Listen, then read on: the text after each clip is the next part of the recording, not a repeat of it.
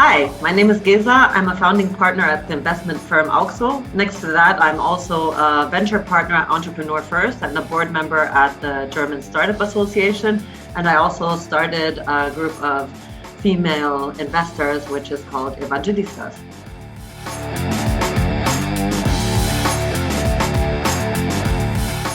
This episode is brought to you by WHU, the Otto Beisheim School of Management. WHU is reshaping the way students learn about business, management, finance, and entrepreneurship through its innovative programs and partnerships in Germany and across the globe. To learn more about this globally ranked university, visit whu.edu today. Hey folks, Curate here. In this latest episode of the Most Awesome Founder podcast, we're sticking with stories highlighting the importance of diversity in entrepreneurship. And today we're speaking with Gesa Miczaika, entrepreneur, investor, and partner in Germany's first all-female VC firm, Auxxo.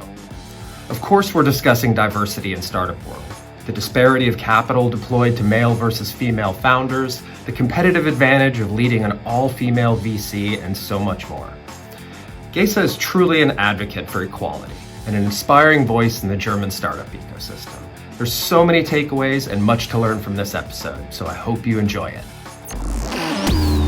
Coming to you from WHU on the banks of the Rhine River in beautiful Vallendar, Germany. This is the best and most awesome founder podcast. A show about entrepreneurs, innovators, advisors, and educators, and the stories that make them who they are today. So, Gesa Miczaika, thank you so much for joining us on the podcast. Really looking forward to having this conversation with you. Me too. Thank you for having me. As I told you offline, this season of the podcast, we're putting a big focus on female founders and diversity in the entrepreneurial ecosystem. So when I was introduced to you, I thought, man, I couldn't imagine someone better to have this conversation with. So really looking forward to digging in. Yeah, it's my absolute heart topic. I love this topic and I'm really passionate about it. And I think there's a long way to go in Germany, and I'm hoping to contribute to get that diversity more in the whole ecosystem. Awesome. It is an important one. So the way I kick off these episodes with all of our guests is a little bit of a deep dive into you, so we can learn about you as a founder and an investor. So maybe you could just start kind of telling us your story of where you come from to how you got to where you are today. Sure. Concerning my founding story, I think I can start by, I was the first employee at a company called Blacklane. And this was just by chance because I wanted to start my own family. And I worked in a consultancy before that. And so I quit my job without having something new. And at an alumni event, I met my first project leader again at the consultancy, and I told him I need a job for a couple of months. Do you know anything? And he said, well, I'm in stealth mode right now. I'm starting my own company, and maybe you can help me out with that. So I was the first employee. I was the first one at the office before the two founders were there, and it was pretty cool because I helped set up most of the commercial side of the business. I also got brought in one of the first investors, who was my husband, as an angel, and well, we kind of, I helped set up this company, and it took me a little longer than I thought to have my first child. So I was there 2.5 years later, still. And the company grew to around 200 employees and was available worldwide, the services. And then I decided to become a digital consultant. And through my digital consultancy, I was working on the one hand with startups who had some growth issues. And on the other hand, with corporates who wanted to digitize, whereas most of the time the topics would be, okay, should we buy a startup? And if yes, which one should we buy? So I was seeing lots of startups, and I was seeing lots of investors. And these two worlds just kind of appeared to me. It seems very monotonous. So it was only males coming from the same school. So it was WHU, Sanka, and whatever. And and they were of a similar age, similar background. And I thought, well, this is really interesting. And because everyone underlies their similarity bias, and I do as well, I should use my similarity bias and invest in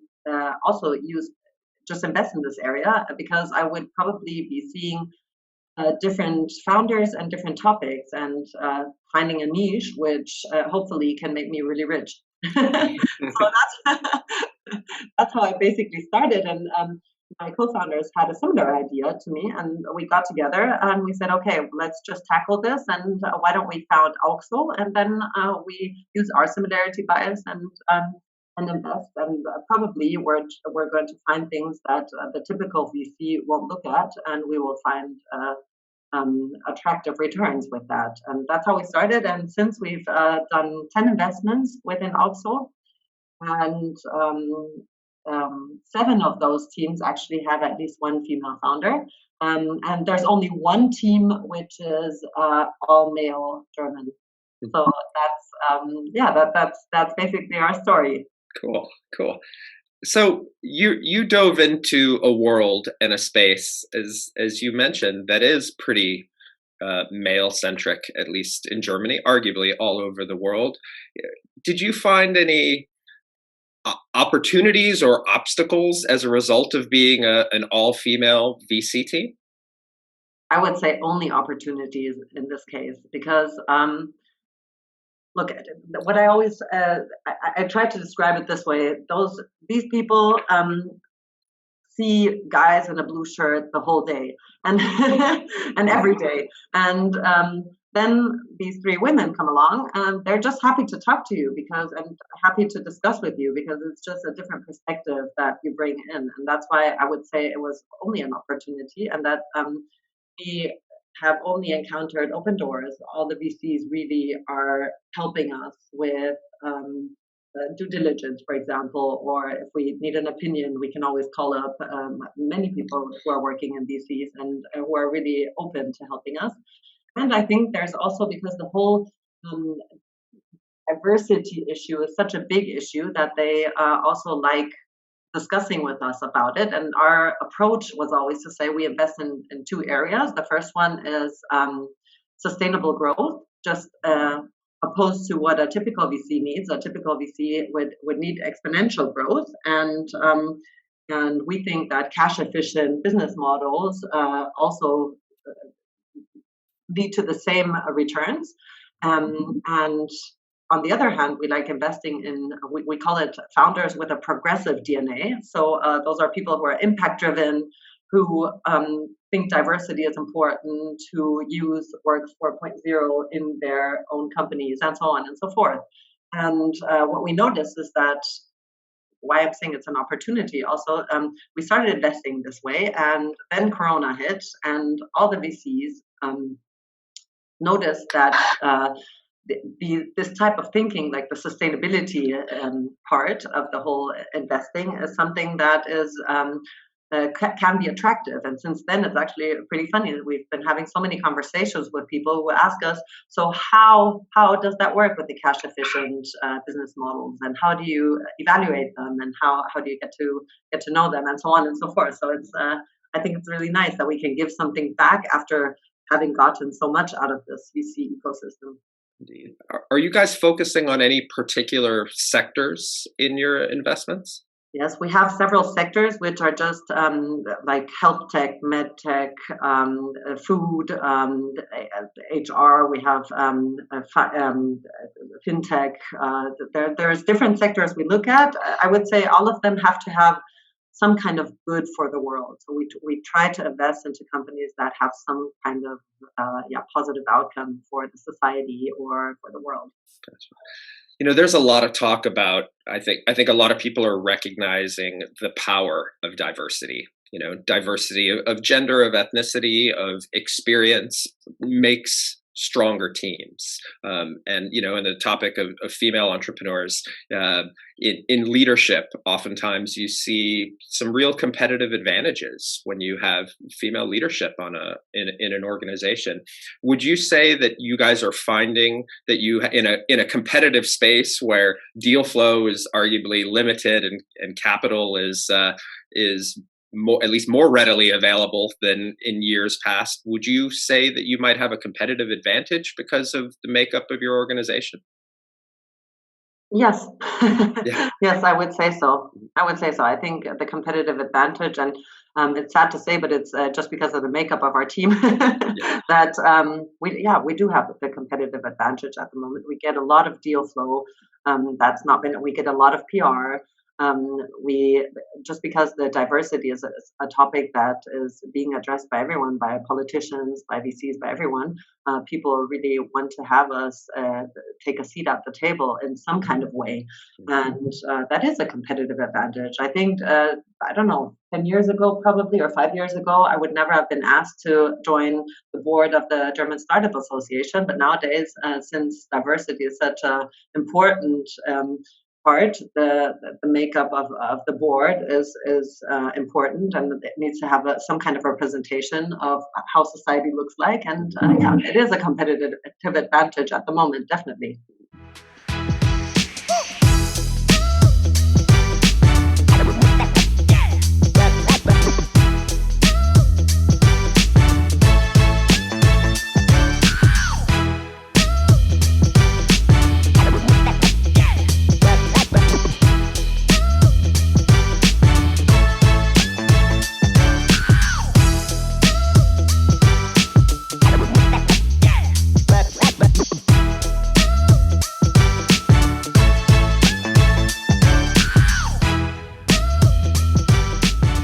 So if you guys are identifying and experiencing that advantage as investors in the space, what do you think is happening with entrepreneurship? Because I think female founders are still grossly underrepresented when it comes to raising capital. I think you and I talked about a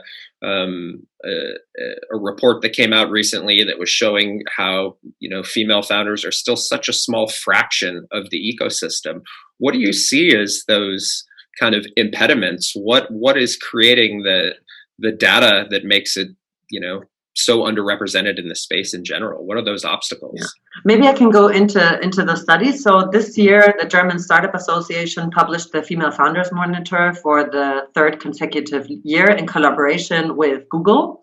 Mm-hmm. And to me, the findings were really saddening. So the share of female founders in Germany is only 15.7%. No big increase from last year, where it was at 15.1%. If you compare this to the share of women founders of new businesses in general, so not startup only, which is at 40%, you can see that there's a big lag, 40% and 15.7%, right? So what we found is that there's so many reasons for this, and there's so many parties involved in this. And because this podcast, your podcast, is addressing the founders or the potential founders, I would like to not address what the politics can do better or what VCs can do better or so on. But maybe we can focus on what founders can do. And so I think that first of all, the gender bias in funding is something that founders have to know and have to address in some kind of way.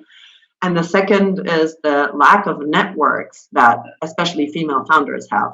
Mm-hmm. And those are the two things where I would say, if you are trying to found a company, I really want more women to found companies. So please, first of all, address the gender bias in funding. Try to find the right funding partners, or maybe change your pitch the way that the funding partner that you want would potentially invest into. And the second one is to actually dig into those networks that are there, and that I can say, because I have experience in this, that are happy to have you if you just take the step forward and take them.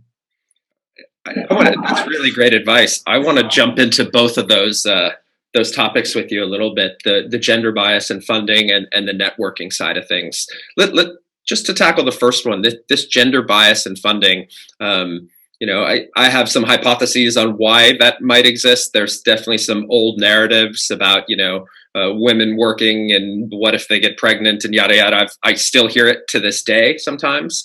But what do you see is at the root of that bias? Is it the same as the, gender discrepancies in culture, or is it really rooted in an expectation of a type of performance as an entrepreneur? Well, to me, there's two sides of this. Number one is the structural side, and the second is the cultural side.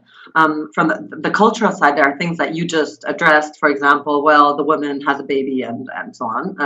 Or if there's not enough role models showing female founders that are successful, and that's the cultural side. So the cultural side is still like sees still women as mothers and having to take care of their kids instead of working, and not having like a combination of both, and seeing both parents taking the same amount of time at least with their babies. And we found out actually that female founders have around 6 hours per week less time for their startup than male founders have, and a big part of this would probably I can't tell you what the root of the problem is, but probably also be because they are in charge of the caretaking of the children. And then we come to the structural side, which also plays into this. For example, if the women are taking care of the children, why don't we get a higher quality and more quantity of childcare facilities to be able to allow these women to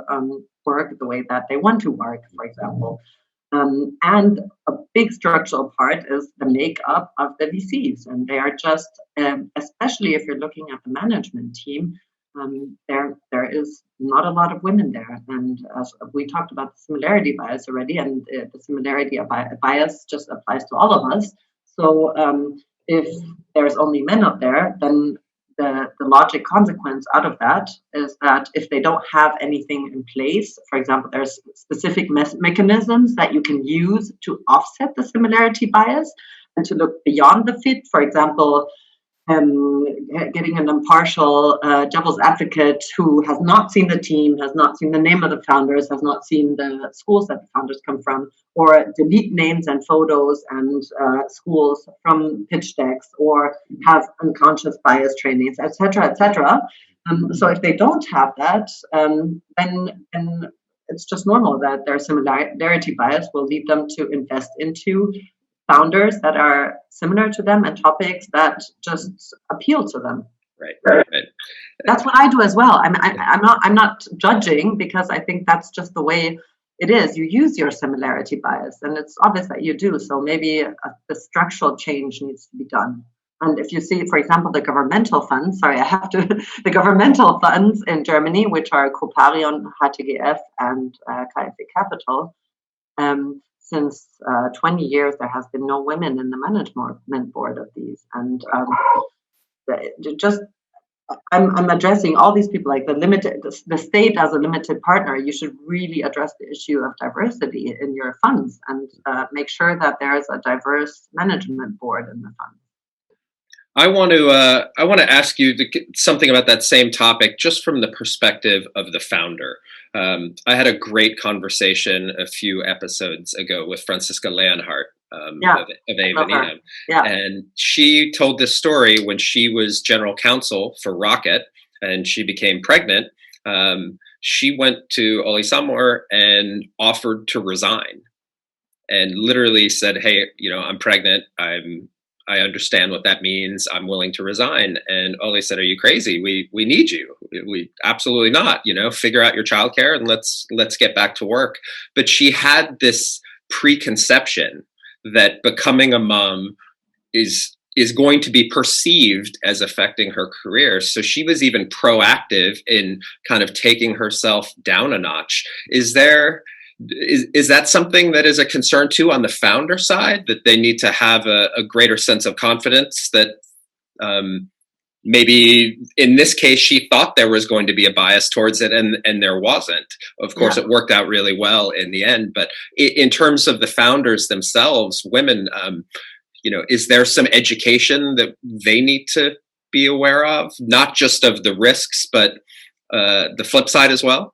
I think they need just more role models showing them that this is possible, because it's, as I said, it's probably just a cultural thing. What Franziska did has cultural roots, that she thought she cannot go on doing this. And big kudos to Oli Zamba, that he actually told her to stay on and to get her childcare sorted out. And I see that, I think the main issue is just showing role models, showing that this is possible. Me and my partners, all of us have kids, and for example, we invest in companies that also where the people also have kids, and it's doable. It's a lot of work, but it's doable, and it's so rewarding if you can manage to get family and your startup, which is also a kind of baby, if you can get both running well. So I want to encourage people to do it, because I can see from my own perspective that it's really rewarding, and that I would have hated to stay home. I took 1 year off for each kid, and in retrospect, I would have preferred to go back to work after, 4 or 5 months. I would have, if I could talk to myself, I would say, go back to work and get your childcare sorted out. It will make you so much happier, and if you're happier, then your whole family will be happier too. So that I just think we need more role models, and there are several out there. I mean, my co-founder is actually currently in the hospital having her 4th child, and she just managed. Fabiola, you can look her up. She just manages this really well. She had 3 kids within 3 years, and in those 3 years, she did around 15 angel investments by herself. And it's doable. It's doable if you really want it. It's doable, but it's as I said, you need a lot of childcare, and but I want to encourage you to try it at least.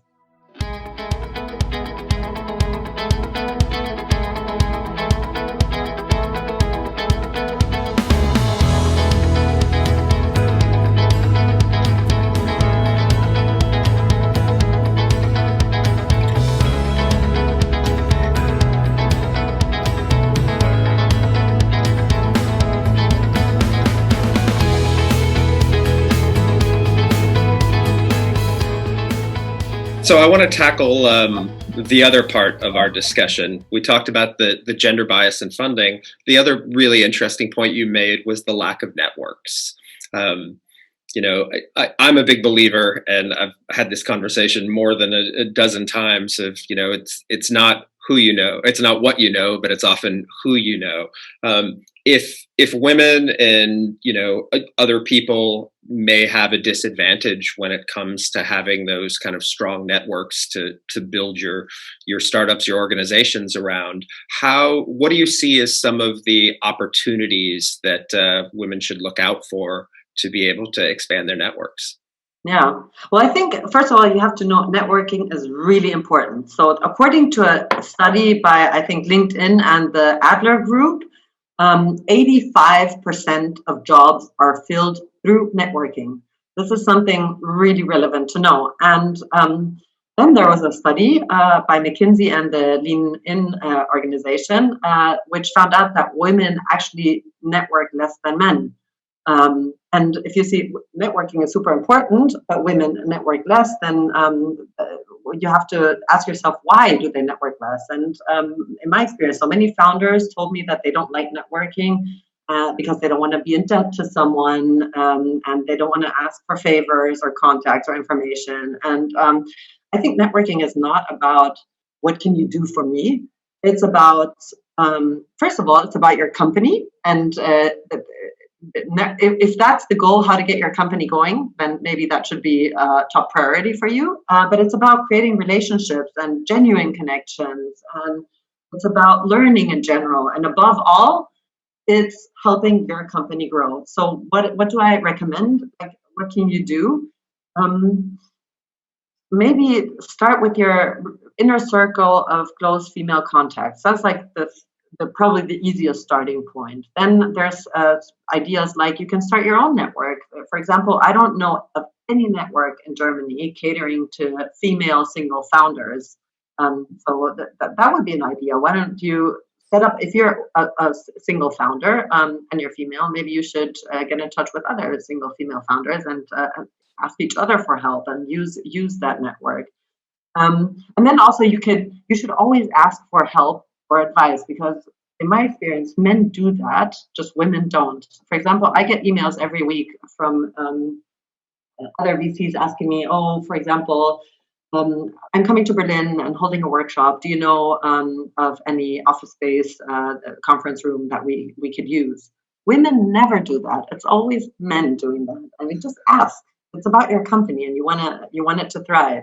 And then also maybe use your board and your investors more than you do right now. Think strategically about whom to add to your company and to actually use them as your network.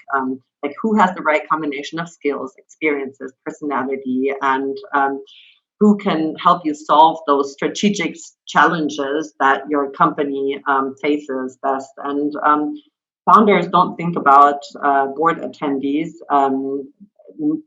That because usually they always think it needs to be those that are defined by the shareholder agreement, but that doesn't need to be necessarily true. You can always have independent board seats and don't leave those vacant. Use those to network, and also use your power of being different. As I said before, have fun with networking, because you are different in this area. If it's only 15.7% female founders, then you should use that and go out there and have fun. That's what I would recommend you to do. That is awesome advice. That is amazing. I love this idea of like leverage your difference. Like you said, it can be an opportunity as well. I'm just curious for the young female founders out there. We have a lot now coming out of WHU, much more than in the past. That still are in the early stages of their careers, maybe their first venture, trying to build networks. Are there any recommendations that you have for existing organizations? I as someone, we talked offline a little bit about acceleration and the value of mentorship. Mentorship can come from your investors, your board, people more senior, but there's also great mentorship that comes from your own community and your peers. Do you have some suggestions of where young female entrepreneurs can, help build their network, some existing organizations in place? Yeah, there's many actually. I can recommend to follow specific people on LinkedIn. I always try to, if I hear of something, to post it on LinkedIn as well. And many of the people that are involved in this scene also do so. I'll just give you several examples, like the Grace Accelerator, which caters solely to female founders here in Berlin.